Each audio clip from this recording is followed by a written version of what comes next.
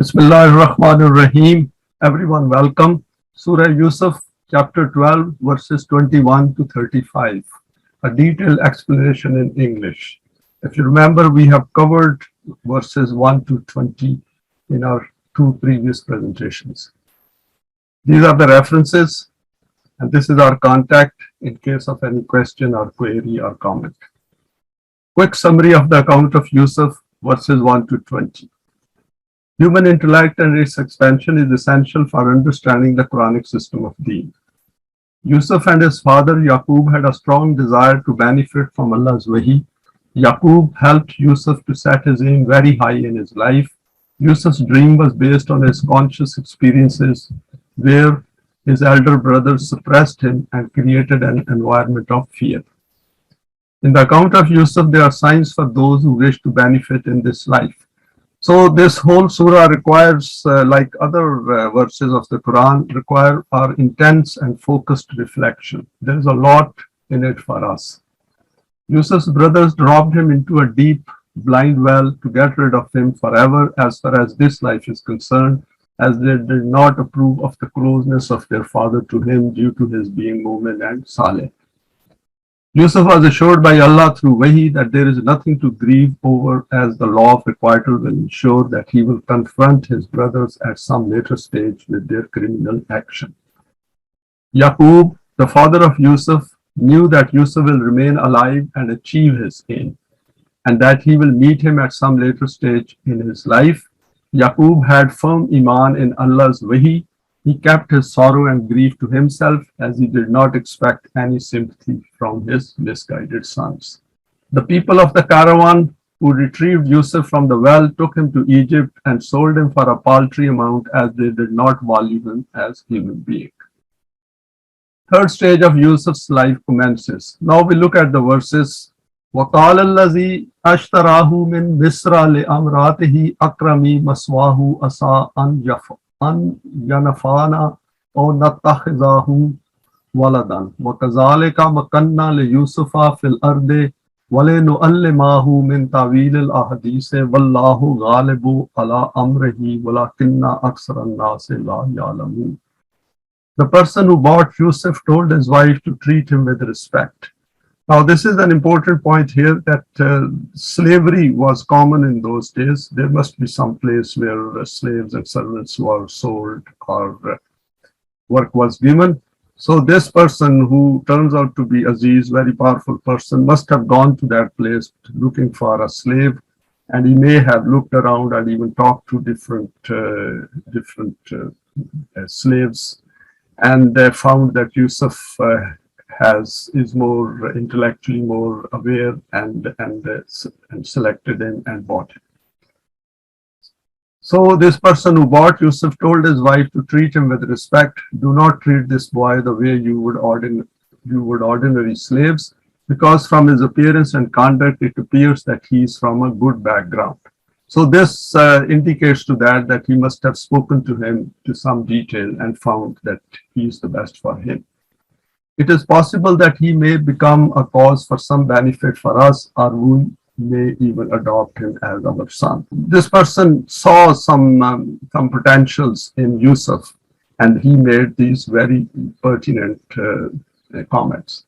In this way, we established Yusuf in the land of Egypt and made such an arrangement that he receives a good education and training, and acquires the ability to understand affairs and to draw conclusions from events.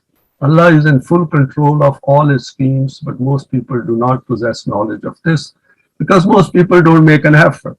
Even we have seen that those many people who have come to the Quran, they still don't go beyond the level of achieving sawab for themselves. So they see their individual salvation in it, not the system of Deen. How and why is this taking place? And this is a reason that they do not benefit from the Quran the way they should. The second verse is فَلَمَّا بَلَغَ أَشُدَّهُ أَتَيْنَهُ حُكْمًا وَعِلْمًا وَكَذَلِكَ نَجْزِي الْمُحْسِنِينَ. Consequently, when Yusuf, after receiving training in these kinds of surroundings, attained adulthood, he was acquainted with methods of organization and worldly affairs, and was equipped with abundant knowledge and vision. These were those things which could not have been available to him in his life in the desert.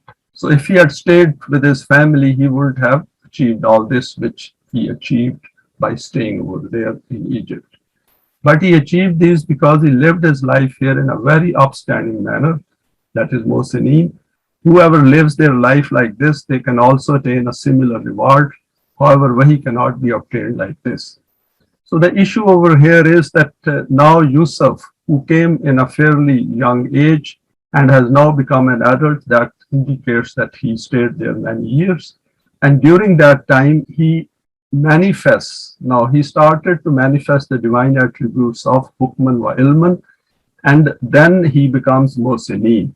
Now we will look at some of the verses which are related to Mohsineen, because I thought that what else Quran is saying about this Mohsineen, and only few verses I have quoted over here, rest can be seen in the Quran, and we can see that those who become Mohsineen, what sort of a character and attributes they display. First one is Wallazina jahadu fina lanahdiyannahum subalana wa innallaha la ma'al Mohsineen. Beautiful verse, and those who strive in our cause, and it includes everything.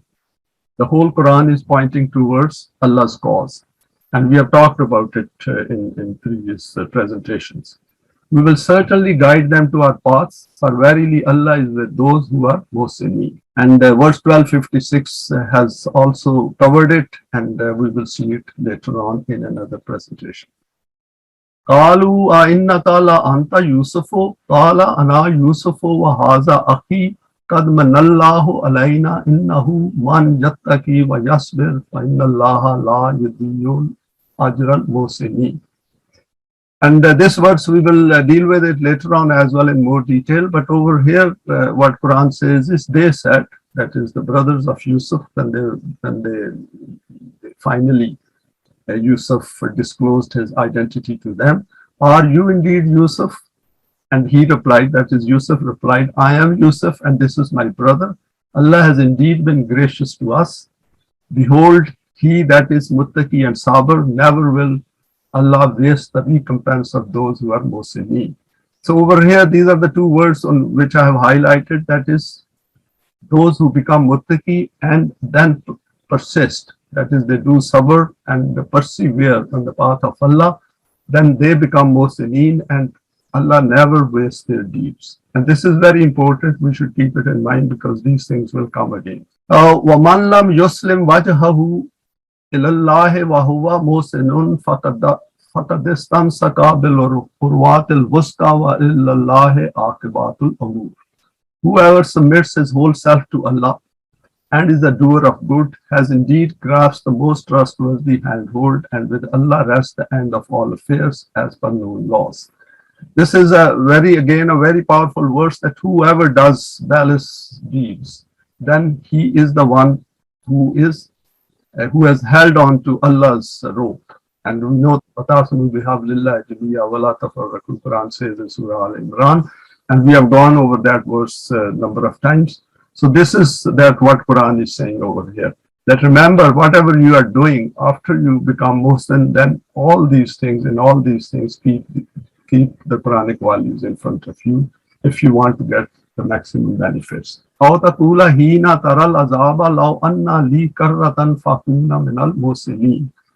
I included this verse because I thought to give the opposite side of it as well. Or lest it should say when it actually sees the punishment. It could be this life as well as the next life. If only I had another chance, I should certainly be among those who are Mohsineen.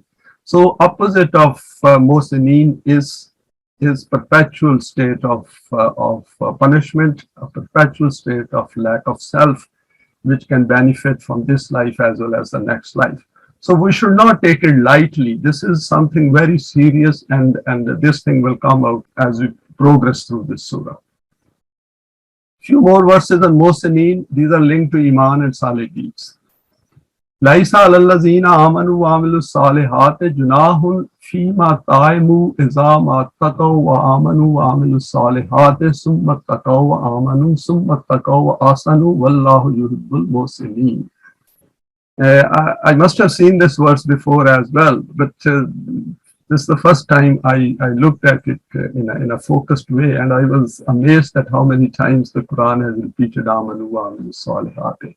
On those who have Iman and do Saleh deeds, there is no blame for what they ate in the past. So Quran is mentioning that before coming to this path, whatever you have done, that will be overlooked. Because Iman and Amal Saleh recipe erases everything. When they become Muttaqee and have Iman and do Saleh deeds, so first Iman and Saleh deeds, they become Muttaqee. And then Quran says, have Iman and do Saleh deeds, that they keep doing it. They keep reminding themselves till it becomes their second nature. And then they become Muttaqee and have Iman and do balancing deeds. So, wa'asanu. So it sums it up that there should be a change in the society. Once you start doing these things and others join in, then gradually things start changing. For Allah has affinity for those who are Mohsineen. This is beautiful. Wallahu yuhibbul Mohsineen. So Allah has appealed to our inner affection as well, our inner emotions, the refined emotions, our refined emotions, to tell us that we are important people, those who become Mohsineen. Allazina yunfikuna fis sarrai wad darrai wal kazimin al gaiza wal afina anil nasi wallahu yuhibbul mohsinin. Those who make available freely, whether in prosperity or adversity, who restrain anger and overlook the errors of mankind. Very important that wal kazimin al gaiza wal afina. This point was covered in detail in few of our presentations before. That they redirect all those negative emotions in which one feels revengeful and hard towards others to something which is positive. They are never impulsive. They think through the problems, and this thing will become very clear later on when Yusuf forgives, overlooks the faults of his brothers. He must be very annoyed, but he redirects his energies to wider issues of the society and solves the problems. For Allah has affinity for those who are Mohsineen. Again, the same wording has appeared over here from Allah's direction. Next is Fatahumullahu Sawab Dunya wa Husna Sawabil Akhirate Wallahu Yuhibbul Mohsineen. This is the best way the Quran has summed it up for Mohsineen, and Allah gave them a reward in this life and the excellent reward of the hereafter. That is both. For Allah is inclined to those who are Mohsineen. And finally, Lahum ma yasha'una inda rabbihim zalika jazaa'ul Mohsineen. They shall have all that they desire in the presence of their Rabb. Such is the recompense of Mohsineen. See, Allah has created these desires within us. All He's asking is to bring these desires, emotions, and intellect within the guidance of the Wahy.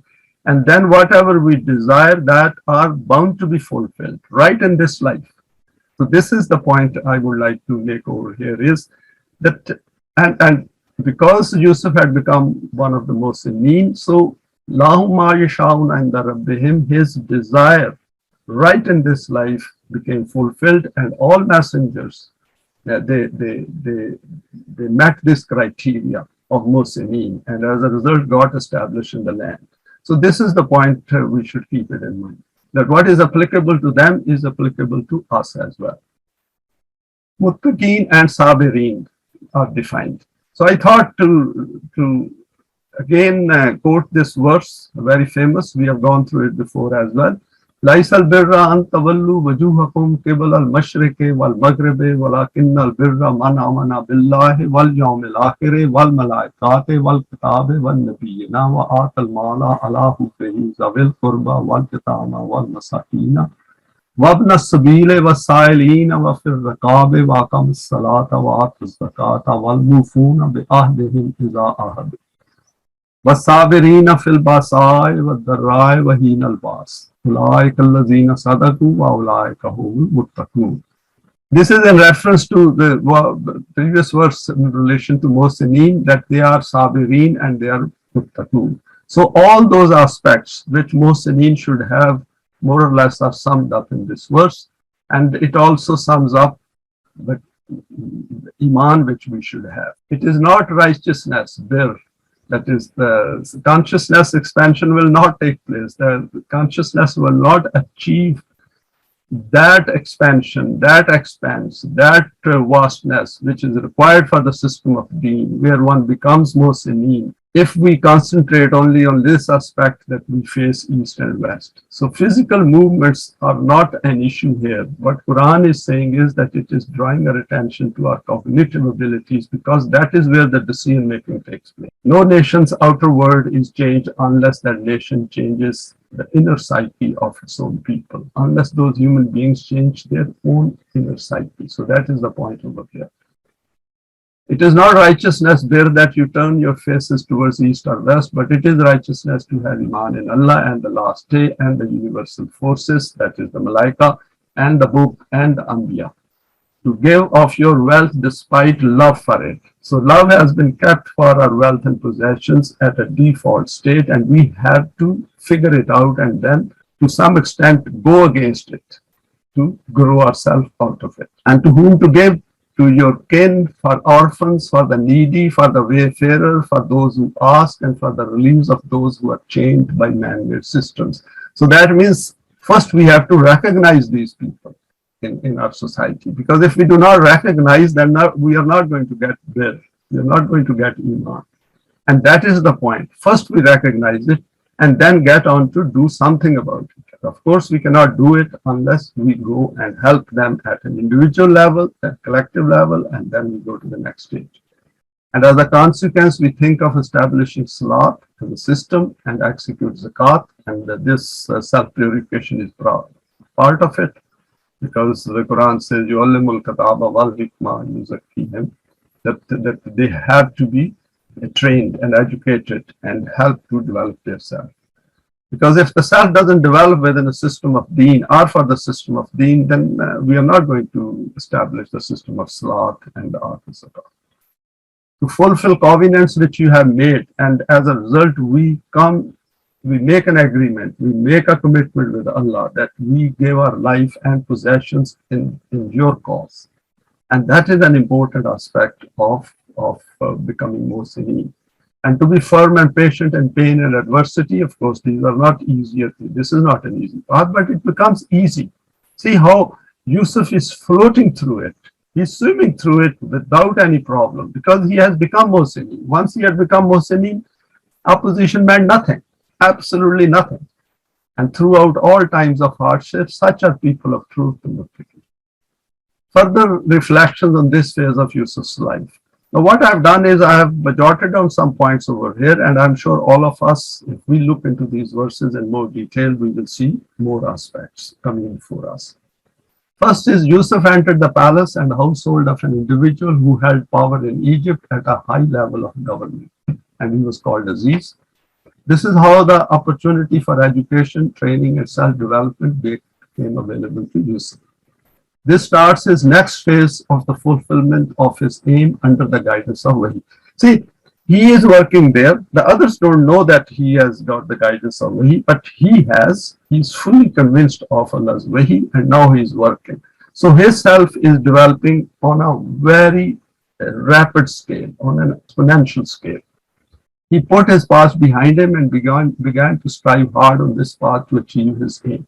So he did not allow his past to become his chain. He did not think about it. He was forward looking. And this is a great instruction for us as well.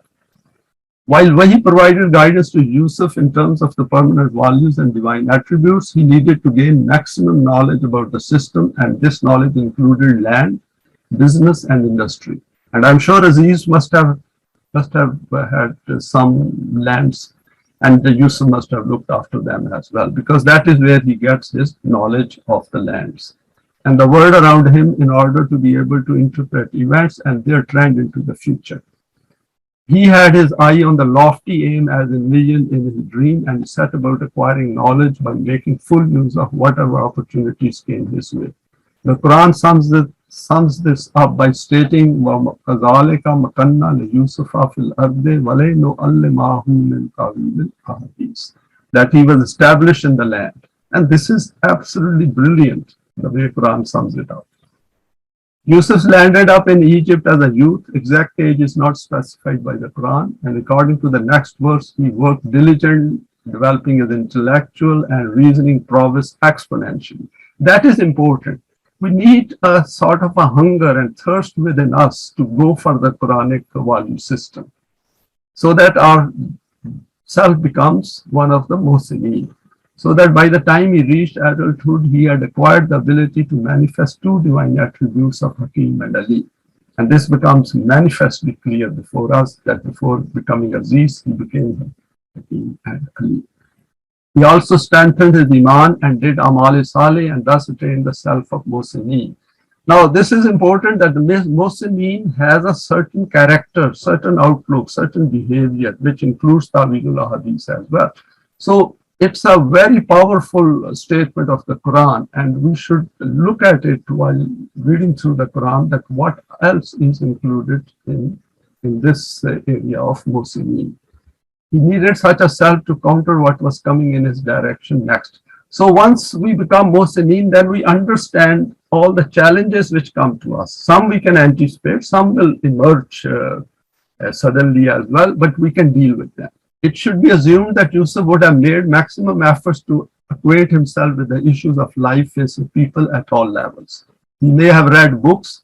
The Quran doesn't say that, but it looks that the civilization has so developed, there must be written material as well, and interacted with men of knowledge, and being part of an important household with power, this would have facilitated his access to every form of available knowledge, including management of lands and their produce.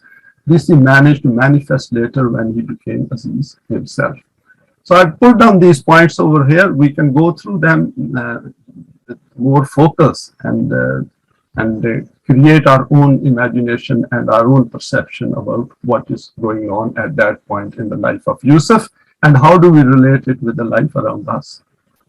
In a similar scenario, the Quran has noted in this verse 28, 14 to 15, where Musa also acquired these characteristics, that is, he also became Hakim and Ali, and then goes on to confront the arduous challenges of his life.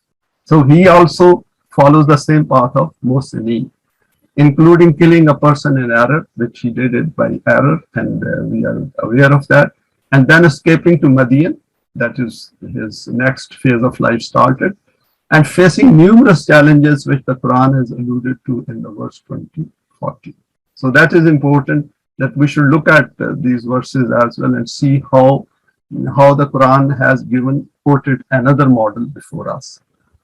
Each one of us needs to become one of the Mohsineen as per the Quran. This is perfectly achievable. This will then help to bring out our realizable potentials. So what we should keep it in mind is that I am becoming Mohsineen because I want to know what else is within me and then be able to face the challenges, the wrongs of the world in which we live. Another big challenge confronts Yusuf after the treatment by his brothers and being sold by the caravan people. Yusuf has already faced two major challenges of his life, which the Quran has quoted. Now he is going to face the next one. وَرَاوَدَتْهُ الَّتِي هُوَ فِي بَيْتِهَا عَنْ نَفْسِهِ وَغَلَّقَتِ الْأَبْوَابَ وَقَالَتْ هَيْتَ لَكَ قَالَ مَعَاذَ اللَّهِ إِنَّهُ رَبِّي أَحْسَنَ مَثْوَايَ إِنَّهُ لَا يُفْلِحُ الظَّالِمُونَ. This is very interesting that the Quran leaves, after declaring a Mohsineen, then Quran leaves a bit of a gap for us to look through it and look through other verses of the Quran to increase our level of understanding. And now the next challenge comes. The woman in whose house Yusuf was living, i.e. the wife of Aziz, felt an attraction towards him, but no evil ever arose in the intention of Yusuf. Very interesting over here that she became attracted to him. And of course, there is always a period before that where she might have tried other means as well. Eventually, that woman made up her mind to force him against his will to accept her demand by alluring and seducing him. So one day she closed all the doors of the house and asked Yusuf to come to her. Yusuf replied that Allah forbid. See, this is the reaction of Mohsineen. I can never do such a thing. My Rabb has caused me to reach such a highly eminent and beautiful state of character and conduct. Do you desire to make me fall from this high stature? This can never happen. This a clear transgression of boundaries, and those men who cross the limits can never succeed. So Yusuf is very clear in his aim. These things never crossed his mind, but of course her level of self development is very, very low, very basic. وَلَقَدْ هَمَّتْ بِهِ وَهَمَّ بِهَا لَوْلَا أَنْ رَأَى بُرْهَانَ رَبِّهِ كَذَلِكَ لِنَصْرِفَ عَنْهُ السُّوءَ وَالْفَحْشَاءَ إِنَّهُ مِنْ عِبَادِنَا الْمُخْلَصِينَ. But that woman had determined on this matter, so she was very determined. She said, how dare he refuse? And she had created such circumstances that if the bright and illuminating ethical standard of his Rabb had not been before Yusuf, he would have also inclined. The result of this moral standard remaining before him was that he remained aloof from this lustful act and did not commit evil. And in this way, he proved through his eminent conduct that he was from among our devoted servants. Later on, that woman herself also accepted and acknowledged that the intention of Yusuf did not become corrupt. So over here, I have highlighted Burhana Rabbihi. And Burhan means Wahi. The message and the values of Wahi were right in front of him, as these are before us. And those who have this kind of a self, they are not going to be attracted by anything which is wrong. So this is the point to which the Quran has drawn our attention. And this thing will become clearer as we go through today's presentation. Now, a fundamental immutable value, Yusuf manifests its uppermost scale encompassing all aspects. So we can see that how the situation is now unfolding itself before Yusuf. Quran has very clearly said and declared that never ever go even near zina or fornication or adultery, and don't even create any environment in your society which can encourage others to go towards that. And Quran says, "Wala taqrabu zina innahu kana fahishatan wa sa'a sabila." And never come nigh to zina, fornication, adultery. Avoid every one of those situations and proclivities which may tend towards this, i.e., even thoughts are to be avoided. Remember, this is such a transgression through which evil spreads through society and the gates to evil become open in all directions. So Quran says that if these things are not checked in a society as directed by the Quran, then what will happen is it will open the highway towards the wrong. And we see it around in the world. And because this thing doesn't remain confined to zina, then it opens up other doors to other evil and other corruptions as well. Because the human mind, once it is corrupted and contaminated, consciousness is contaminated with such thoughts and then such deeds, then that self is of no use for the system of deen. That self is self-destroyed. It is literally has no life in the hereafter, and even in this life, if these guys hold power, then they are not going to put things right in the world.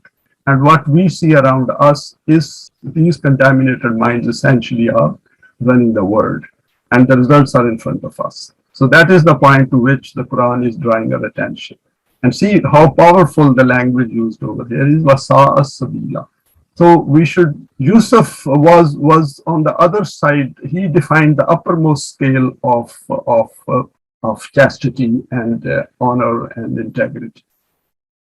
The situation to which the Quran points here did not develop all of a sudden. The Quran has brought out the importance of individual chastity for a moment and in general in relation to human life. Yusuf has become a Mohsin and has acquired a very well developed eminent self in a short period of time from youth to adulthood. Just see how short period it is in which he achieves a very high status of Mohsineen.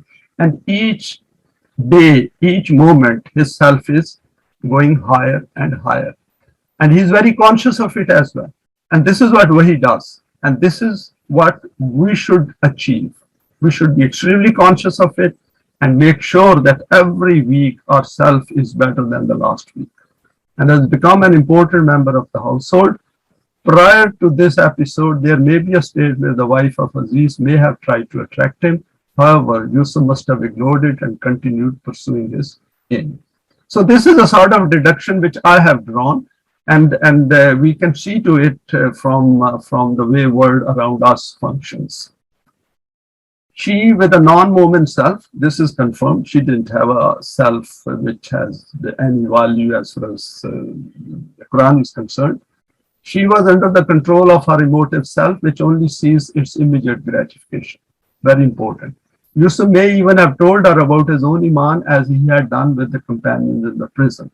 I added this because Yusuf was a model and embodiment of Allah's wahi. And if he states that and gives a sermon in the prison, it is hard to imagine that he wouldn't have conveyed the message of Allah to this lady as well. And in any case, through his conduct, he must have displayed an extremely high level of integrity before them.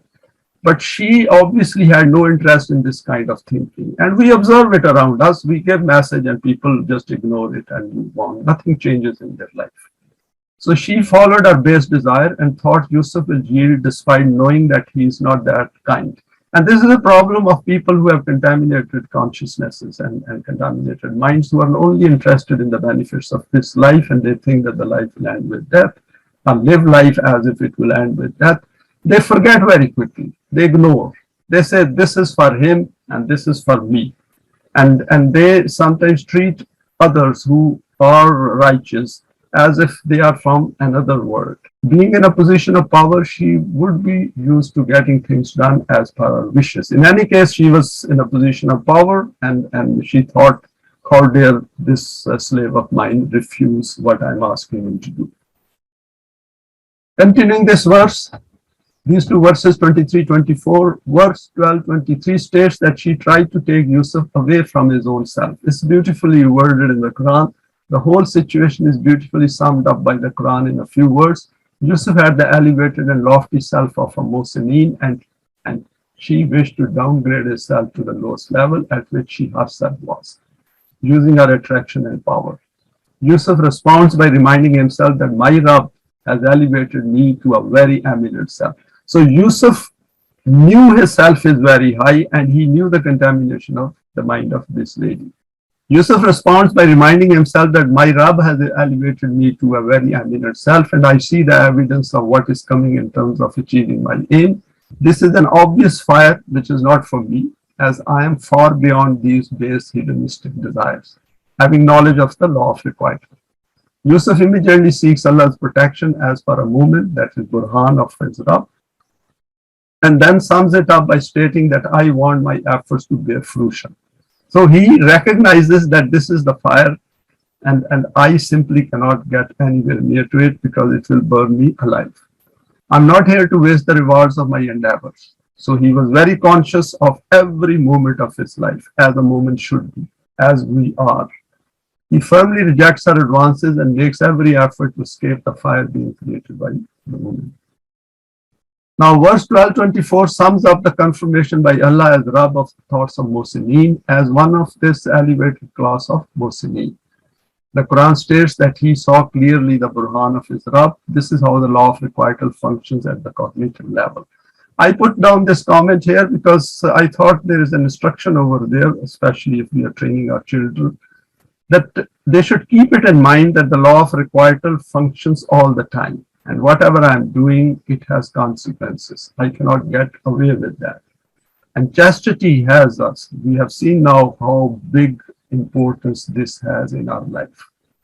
The Quran then affirms the strong character of Yusuf, that he had achieved the stature of a Salihin, those who restore balance in the society in which they live and never create any disharmony and imbalance. It is not otherworldly. Whatever Amal Saleh we do, they bring change in the life of others, not only in the life of others. We see that some kind of a balance is restored, even temporarily, at some place and in some point in time. So this is how our self develops. Yusuf lived up to his Iman and achieved a lofty rank in his self-development. Now let us go to the next verse. وَاسْتَبَاقَ الْبَابَ وَقَدَّتْ قَمِيصَهُ مِنْ دُبُرٍ وَأَلْفَى يَا سَيِّدَهَا لَدَى الْبَابِ قَالَتْ مَا جَزَاءُ مَنْ أَرَادَ بِأَهْلِكَ su'an illa an yusjana aw azabun alim. As we have seen that she had closed all the doors and he refused to budge, and he refused, and he said that no way this is going to happen. So he runs towards the door to unlock it and come out. Yusuf ran towards the door in order that he could get out somehow, and that woman ran after him to stop him from escaping. The woman seized the shirt of Yusuf from behind, but Yusuf speedily moved forward and his shirt became torn from the back. And both of them saw that the husband of the woman was standing outside the door. As it happened that the moment Yusuf came out first and then the lady, and they saw that Aziz was standing outside, must be returning home from some work. In an instant, that woman made up a story and without hesitating said to her husband, "What should be the punishment for the individual who formed an intention to rape your wife? Should not his punishment be to send him to prison, or maybe he should be given an even more severe punishment than this?" Very interesting development. That woman could have kept quiet, and Aziz didn't know what is going on inside. So he wouldn't have known. Yusuf could have kept quiet as well, but that is not what happened. The woman, seeing her husband, got impulsive and reacted, and she said, "Oh, this is now a trouble before me." So she now made up this story. Yusuf displays the strength of his moment self and takes this event to its extremity. Zero compromise by those who are on al-haq. So Yusuf knew he is on al-haq and lady is on batil. So this is essentially a battle between now haq and batil. Yusuf used full determination and physical strength to escape an apparently impossible situation. A very difficult situation for Yusuf. He's a slave, and he could be fired, and he, of course, later on he's imprisoned as well, but he does not give up. Yusuf escaped from the door, which was locked, and the woman tried to grab him by pulling at his shirt from the back, which became torn in the struggle. See how much determined that woman was in her desires. The batil was fully determined to carry out what batil wanted to carry out. And haq was, on the other side, even more determined to avoid batil. The moment both came out with Yusuf first, and then the woman, Aziz, the woman's husband, was standing outside the door unexpectedly. He must have gone somewhere to do some work, and the woman may have even known that he has gone away and she's got plenty of time to do what she wanted to do, but he unexpectedly returns earlier. Because that is how the situation develops. Because if woman had expected him to be there, of course, she wouldn't have gone for attempted what she intended. Being a basic emotive human being, she immediately reacted impulsively and allowed Yusuf to be a criminal. A very challenging situation is created for the husband by his wife. Yusuf remained quiet and calm as he knew Allah is watching and is on his side. He had nothing to fear. So this is what Quran says, that it makes us fearless, and it does. Because what else, how much security we feel that I'm following laws of Allah, we are following the laws of Allah, and He will never ever leave us alone. The woman did consider her husband and the illegitimacy of her advances towards her slave employee, i.e. Yusuf, but despite this could not overcome her base desire and thought she could get away with this. So woman exactly knew that what she is doing is wrong, and Aziz is not, her husband is not going to approve it. So despite that, she attempted this. The subsequent development of this account points to the state of the collective moral values among part of the higher echelon of that society, which is not based on the permanent values. The law of requital catches up. Now, next two verses are quoted over here. Qala hiya rawadatni an nafsi wa shahida shahidun min ahliha in kana qamisuhu qudda min qubulin fasadakat wa huwa min al-kazibin. When kana qamisuhu qudda min dubarin fakazabat wa huwa min as-sadiqin. Now imagine three of them are standing outside the door. Of course, others may have come over there as well, or Aziz might have invited somebody else. On hearing this, Yusuf said, "She is telling a lie. She herself did all this through trickery and deception, and she kept on pressing me that I should commit this wrong act, but I have escaped by fleeing from her." So this is what Yusuf said right at the beginning, Rawadatni an nafsi. She tried to take myself away from my own self. It's beautifully worded here in the Quran and a factual statement. When the matter advanced a bit further, an acceptable person from the family of the woman herself gave this decision that if the shirt of Yusuf is torn from the front, then this woman is truthful and Yusuf is a liar. And if the shirt is torn from the back, then this woman is a liar and Yusuf is truthful. The circumstantial evidence was that Yusuf's shirt was torn from the back.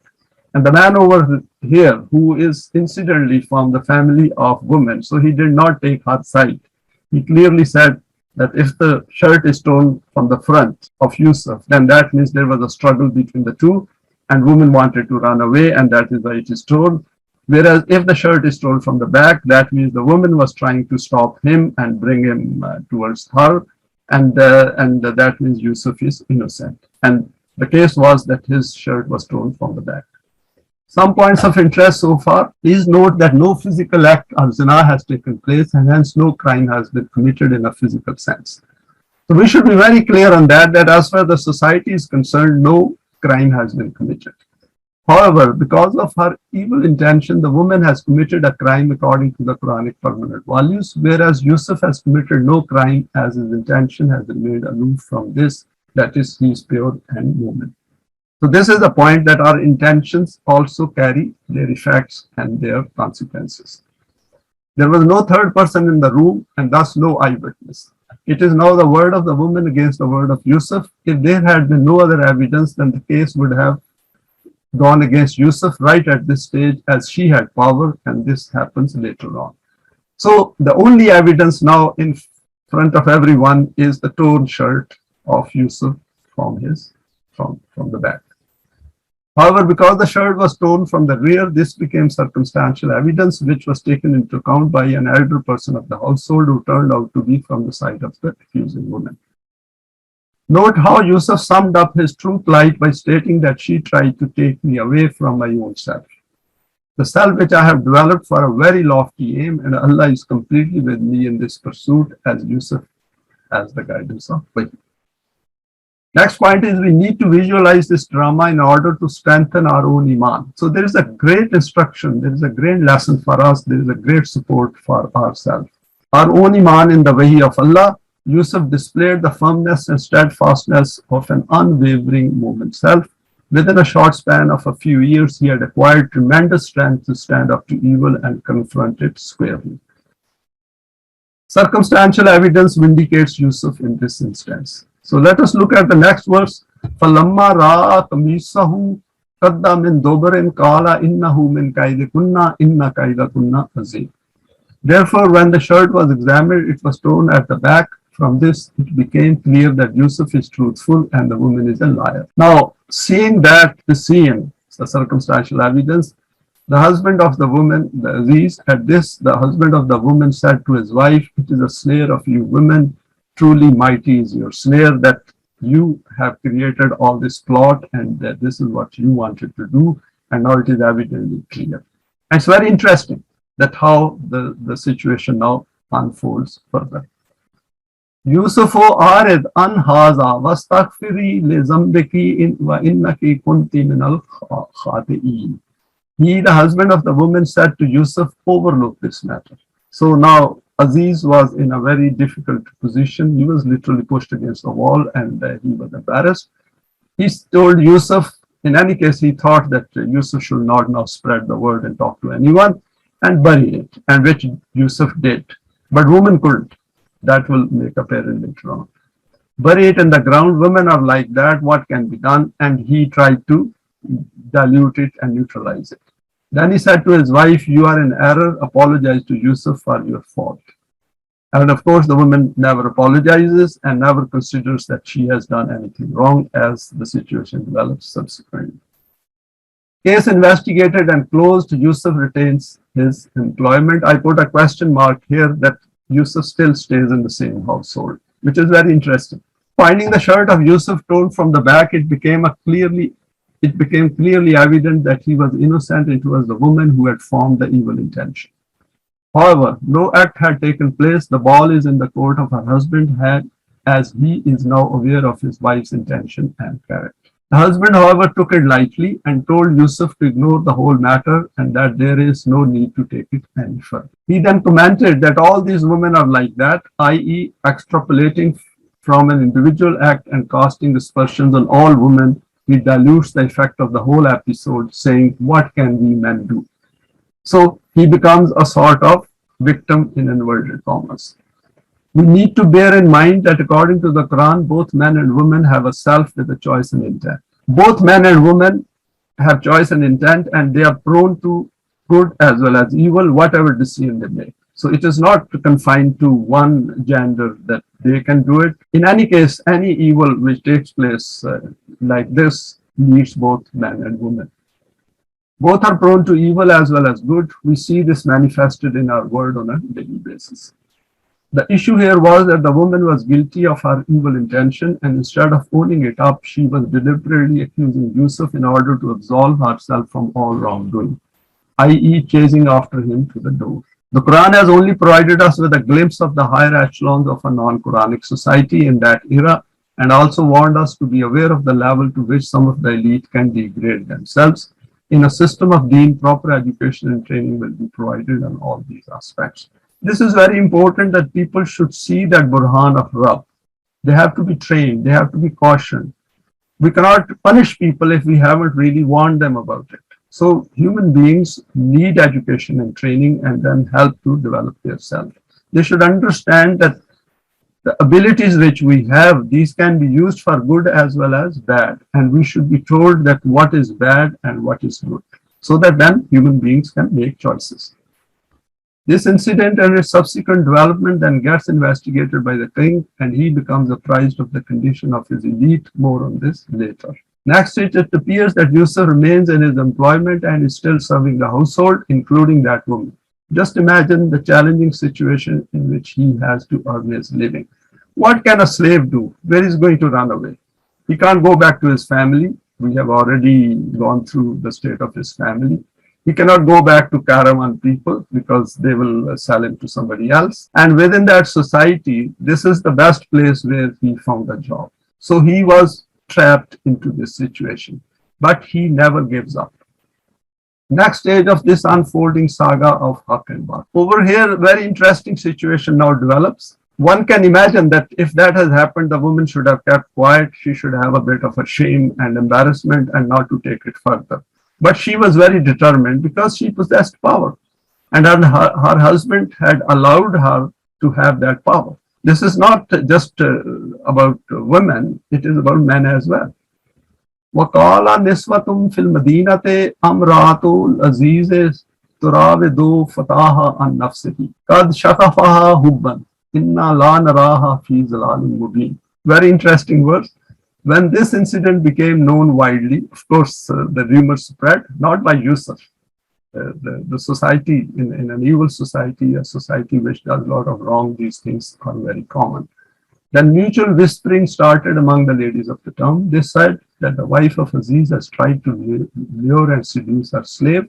She's mad for his love, but the technique she adopted for this was wrong, the outcome of which was that her aim was not achieved.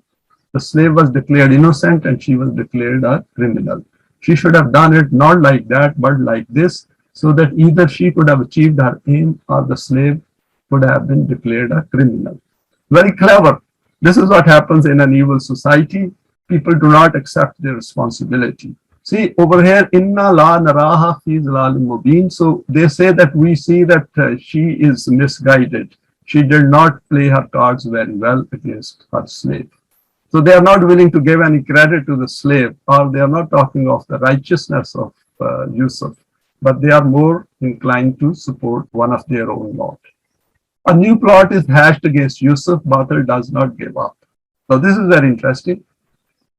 The next verse. فَلَمَّا سَمِعَتْ بِمَكْرِهِنَّ أَرْسَلَتْ عَلَيْهِنَّ وَآتَدَتْ لَهُنَّ مُتَّكًا وَآتَتْ كُلَّ وَاحِدَةٍ مِّنْهُنَّ سَكِينًا وَقَالَتْ أخرج عليهن فلما رأينه أكبرنه وقطعن أيديهن وقلنا حاشا لله ما هذا بشرا إن هذا إلا ملك كريم. So the events now started progressing a bit further, And this could have been taken a few months, it is possible, and it could have been in a very short span of time as well.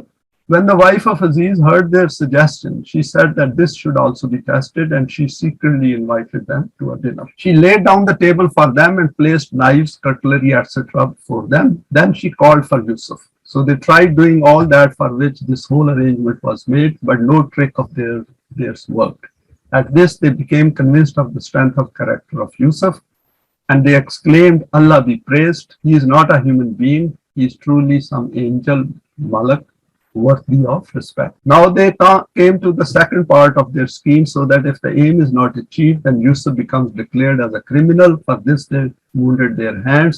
This was their great trick. Now it is very interesting over here that what she did was, when Aziz's wife heard all these suggestions talking about her, she said, okay, let's come together. They must have come together and made some kind of a plan, and they met on a dinner, and Yusuf was to serve them. So when he came over there, they must have displayed all type of allurement and attraction towards him. And what becomes evident is, now these women are also attracted by Yusuf. And this is our cognitive failure of human beings, that when evil comes together, they tend to stick together and try to do it together. And this is something, the hallmark of societies which decline morally. And this is what happened over there. They tried to lure him. When they found that he is not corruptible, he is absolutely incorruptible, and he stuck to his guns, and he refused to be even attracted. What they did was they cut their hands. It's possible they could cause some wounds to just say that there was a struggle between them and Yusuf. Or it could also mean that their hands were stopped from doing what they wanted to do. So the nutshell is that they tried to implicate him into some kind of a crime, which will become clearer later. And they, in their heart, they said that he is absolutely immaculate in his character. He is truly Mohsineen. The false accusation of the woman escalates, and she becomes vindictive. Now, when this woman, Aziz's wife, sees that now this has also failed, now she becomes very vindictive and revengeful towards Yusuf. All that good which he has done so far for many years, everything is multiplied with zero. The news of this incident spreads among the women folk of the elite. Men have also learned of it, as will become clear later. Gossip and spreading of rumors is part of a non-Quranic setup. Human beings like gossiping and wasting precious time in their life. What I have done is I have looked at this whole incident in a very, very broader terms and tried to relate it to the world in which we live. I've also tried to look at the human psyche which works behind these events, because we are very clear about the psyche of Yusuf. And Quran has summed it up beautifully in Mohsineen and Salihin and Mu'mineen and all those attributes of Mu'mineen, or servants of Allah. But over here, the issue before us is how Batil operates. So I have tried to look at the psyche of these human beings who are playing this game with Yusuf. The wife of Aziz organizes a dinner party for the ladies who become interested to meet Yusuf. Human inquisitiveness to look at Yusuf with a view to know what is so special in him, because of which the wife of Aziz became so enamored. At the dinner, the women themselves also become interested in Yusuf and try to be alluring, but when they find Yusuf remaining totally professional and aloof, he just served the meals and ignored them. He did not look at them or stared at them. They become offended, and as per their plot, they cut with knives their fingers in order to accuse Yusuf of manhandling them. And this is one possible explanation.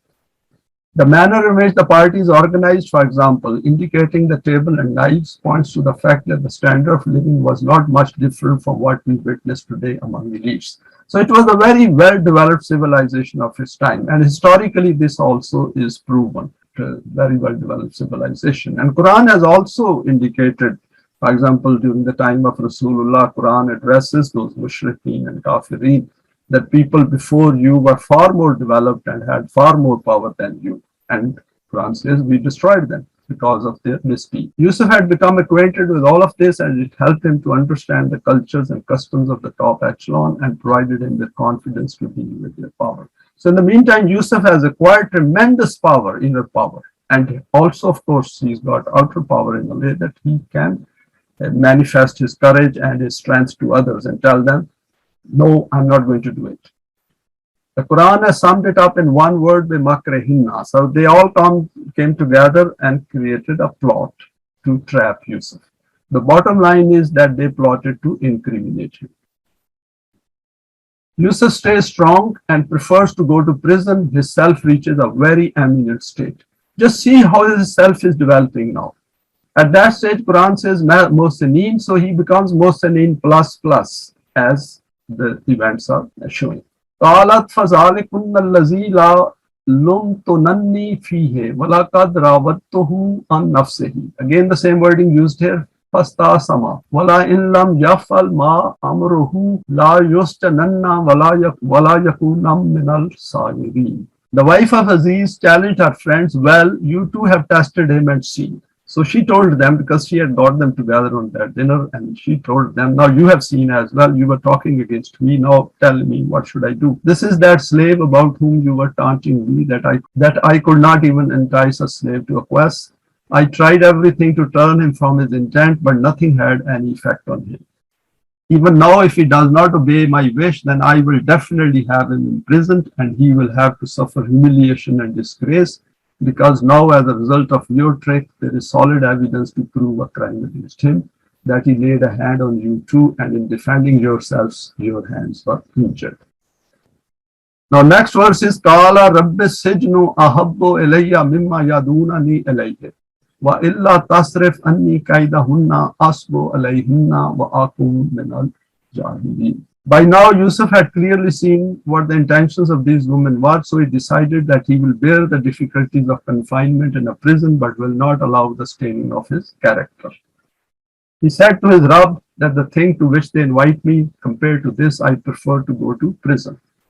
O Allah, help me and give me strength so that I remain steadfast. This is because if this does not happen and I become trapped by their deceit and become agreeable towards them, then this will be a great digression from truth. Beautifully summed up the feelings of Yusuf. So he prayed to Allah. Now this is where the dua comes in. And he prays whom? Rabb. Because it's all about rububiyyat. He wants to do something about mankind. And this is what Allah wants him to do. And this is what Quran wants us to do. So both aims are now in congruence. So he tells Allah that I will rather go to prison to which they are going to send me rather than agree to what they do. So see, there's a choice now. Either to go to the prison or to agree to what these women are trying to tell him, that if you want to stay out of the prison, then with our evil intentions, then you come to what we desire. And the Quran has made it very clear, and he himself sums it up by saying, Wa'akum min al-jahilin. And see how jahil is defined over here. Reflections on the state of affairs so far. Being at a very basic emotive level of development of the self, the wife of Aziz becomes vindictive, and she should become vindictive. We see it all around in the world. People who are in a state of power, what do they do?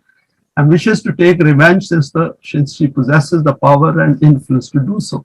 This points to a very low level of accountability existing in that society at that time. The state of the world around us currently is not much different. In the West, these things are not considered wrong anymore, and premarital relations are accepted as the norm. In the wider world, religious values contain all kinds of provisions to justify promiscuity and to avoid any punishment, and we know it. Most elites get away with whatever they wish to do. For example, at present in the world, pornography and nudity is promoted widely through the medium of the internet, movies, TV, prostitution, etc. In fact, doing all these things is far easier and accessible. And we should keep it in mind that all this material is kept over there with the intention of corrupting ordinary human beings. This is not there that by chance it has somehow landed up there. There is a big industry of pornography which is running, and there are billions of dollars in this industry, and women and men are willing to post themselves to carry out filming and then putting on YouTube. So imagine how degrading this whole issue is for human beings. And over here, then compare it with what Yusuf is standing for. This promotes and endorses such behavior in the absence of Quranic values, that is Burhan of Rabb, society keeps declining morally. Next point is, despite reading the Quran, the Muslim leadership in the world are silent and never raise these issues within their own public and never even mention it at the international level. Some indulge in these practices themselves. Very important.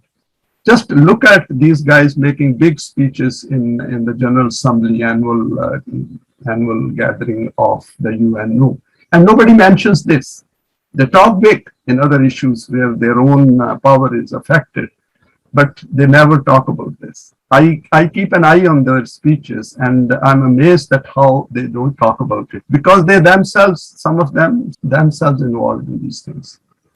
The character of Yusuf depicted here is acquired by him through his own choice to follow the immutable permanent values of the way of Allah. He stands up with the conviction that Iman and solid deeds as a recipe will lead to the achievement of his goal. However, he does not know how this will take place, only Allah knows it. And that should be enough for us. Allah knows it, which side we are heading. We only know that we are on Sirat al-Mustaqim, and we are Mohsineen and Salihin and Mu'mineen and Muttaqee. So that is our duty. And then coming together and removing our differences and uniting our hearts. As far as the results are concerned, we should leave it to Allah because these are according to the circumstances of the world in which we live. And we don't know what others are going to do, how the others are behaving, how the decline is taking place on the other side. And we should not bog ourselves down with that I want to see the results first and then I will be on Sirat al-Mustaqim. Then forget it. Really, Quran is not for us if our thinking is like that. Yusuf's wish is granted and he lands in prison. فَاسْتَجَابَ لَهُ رَبُّهُ فَصَرَفَ عَنْهُ كَيْدَهُنَّ إِنَّهُ هُوَ السَّمِيعُ الْعَلِيمُ. And Allah, as Rabb, has beautifully summed it up. His Rabb blessed his prayer. So he listened to him and accepted his request with acceptance. Consequently, their trick will not work. So the whole point was that their trick will not work. Their plot will be multiplied with a big zero. And they failed in their attempt to lure him towards themselves. Surely Allah is all hearing and all knowing. Innahu was Samiul Alim. So Allah was watching it continuously because Quran has said, Huwa ma'akum aina ma kuntum. So over here we see the display of it. That Yusuf made a decision that I will go to the prison, period. And Allah said, yes, you should go to the prison under the circumstances because this thing is not going to be resolved. These women are bent upon doing what they want to do as far as their evil intention is concerned. Next is Summa badalahum min ba'de ma ra'ul ayate la yastununnahu hatta hi. After having failed in this way, these women launched a false case against Yusuf. The judges saw from various aspects that Yusuf is innocent, but despite this, they considered it befitting that Yusuf should be apportioned the punishment of imprisonment for a period of time. See, no punishment is specified. He's just put into the prison, and because the men thought, get rid of him because our women are now married. In this kind of society, the prerogatives of the elite faction are of this kind. Consequently, Yusuf was made to enter the prison. Very interesting, these men knew, for example, Aziz knew that he is innocent, and they knew what women are doing, but they all got together because they are in it together. And they decided to put him in prison because they thought that he is a problem for our women. Yusuf gets ready for the next phase of his self-development, enters prison after life in a palace of power, and is among the Mohsineen. Now, see how things are developing and how his story is unfolding, and throughout, he does not move even a millimeter from Sirat al-Mustaqim. The self of Yusuf has now reached that state of ascendancy and loftiness where he witnesses numerous aspects of the immoral side of that society. However, he is not at all discouraged and never thinks of surrendering or giving up and running away. He knows life can come out of this state of death. And he has full iman that Allah is with him in this struggle of his and that he will never leave him alone. This is what he does to the human character and self. So there are great signs for us in this, and that is how I'm looking at it, and that is how I want every one of us to look at it. That there are great lessons. See, a person who comes from a broken family where his brothers put him into a well, and his self is at a fairly basic level, but his aims are lofty. And then he is sold, and then he lands up in this house where he puts in his best and reaches the state of Mohsineen. That kind of a self he achieves. And we have looked at some aspects of Mohsineen, and then this incident takes place. And this incident, we have seen the complexity of this incident. It's not a simple incident of one woman trying to attract a man. No, this is essentially a battle between haq and batil. And that is how we should look at it. And then see how Allah is helping him to achieve what Allah wants him to achieve, because he's a Muslim. He apprises the whole situation, now seeks the help of Allah, i.e. does dua. So the meaning of dua comes out. Makes firm his resolve that I will go to prison willingly and let the law of requital continue doing its job. So he knows that this is a time of respite and law of requital will take care of it at some point in time. The justice system favors the powerful. We observe it in our world as well. And despite knowing that Yusuf is innocent, decides to lock him up for some years in the prison to cool things down. We have to assume that these women had sufficient power so that despite the Aziz, the husband of the leading woman, witnessing the innocence of Yusuf, he allowed this to take place. So he's watching it and he's allowing it. The Quran has left it to our imagination to figure it out and relate it to the world in which we live. This also, and this is how our intellect develops. If Quran has put everything on plate, then how are we going to learn? How are we going to develop our intellect? How are we going to use our akal to make our akal stronger? So this is what Quran is trying to point to us, that don't go through these verses as if for seeking swab. The swab is in understanding these verses and then applying our own self and to become Mohsineen and then see how the results appear in our own life. This also explains the psyche of not being offended by whatever else these women may be doing, to which these men were also a party and witness. This is how the whole situation is developing and has developed. So Aziz was not offended as well. So he went along. So if we see the first incident where he found his wife accusing Yusuf, had not reached because of suddenly or spontaneously at that point in time. No, these men allowed it to happen in their society like that because their minds were corrupted. And this is important. We see this kind of injustice across the world in every country where innocents are locked up on trumped up charges and the police even plant false evidence to suit their requirements. This aspect will be dealt with effectively under the system of Deen. No one with a non-Quranic self will be allowed to get anywhere near the justice and court system. So I put down this comment as a feeler for us looking ahead. But this story doesn't end here, we know it, and we will then see the character of King as well. Because all this is happening under his regime. What is he doing? What is his role? Is just to sit over there and do nothing. And of course, he's doing nothing. That is why this whole situation is developing like that. And Yusuf is witness to that. And Yusuf must have told him as well when he met him later on. These things we have to extrapolate using our own intellect. And that is how our intellect grasps the situation as it is developing in these verses and then relates it to the world around us. So that is how the birth is taking place. That is the vastness of our mind, our consciousness is not developing. So consciousness is expanding exponentially in our case as well. Finally, a few points for our profound reflection. I had finished this presentation earlier. Then I thought, wait a minute, there is something coming out of this whole saga. And I added this slide at the last minute. Yusuf worked in the palace of Aziz and his wife for years and must have carried out numerous tasks related to the household and their business, for example, the management of lands, etc. He established his integrity and honesty through his words, conduct, and strong character, which the Quran sums up as Mohsineen. We have seen some traits of these Mohsineen as well. This self of Yusuf was not bestowed on him by Allah. He acquired it using the light of Allah's wahi to develop it. Very important for us that whatever he is doing, we are also doing it. at our own at this point in time. And that is why we come together and then share it through question and answer session. So there is a lot of instruction in it at our own.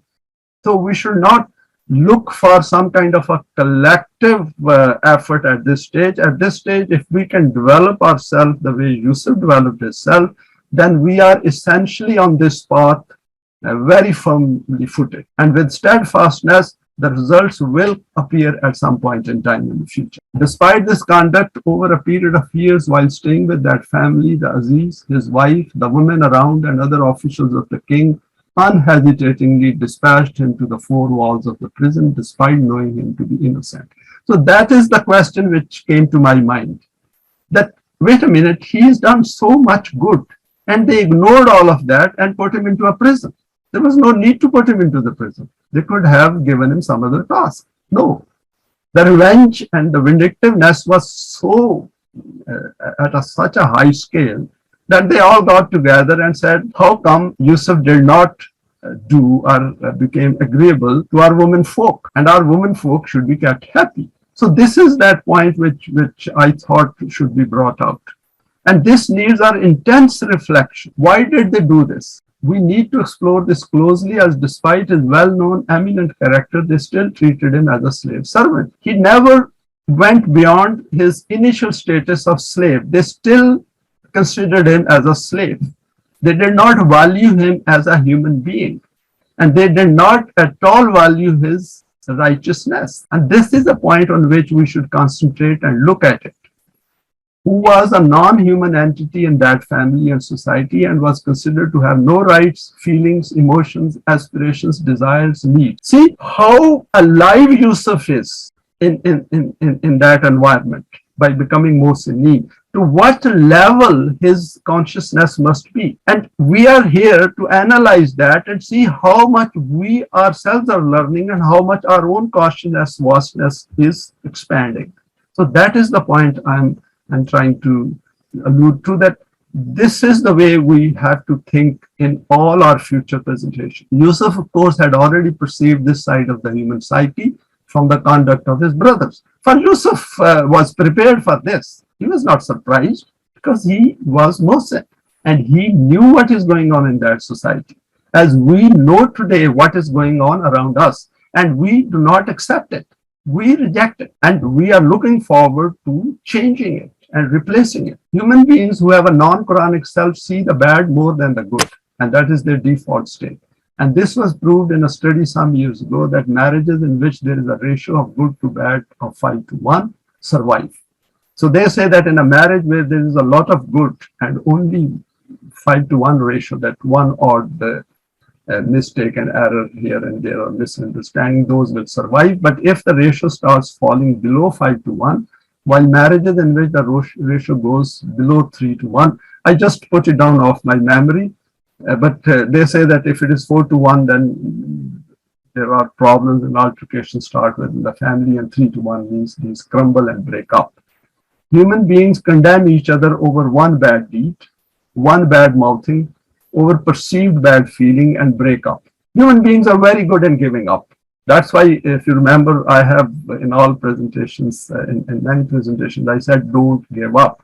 We must not give up. If we have taken this Muttaqee, if we are convinced of it, then leaving or giving up is not an option for us. Where will we go? And what are we going to do with death? Because breaking up is easier to do in life. It takes years to build up a relationship, whilst breaking up can take place over an iota of unconfirmed doubt and suspicion. The Quran invites us to overcome this default tendency through Iman and solid deeds by manifesting the divine attributes and remaining within the permanent values. Providing education in this aspect is essential if we wish to have happy families and happy world.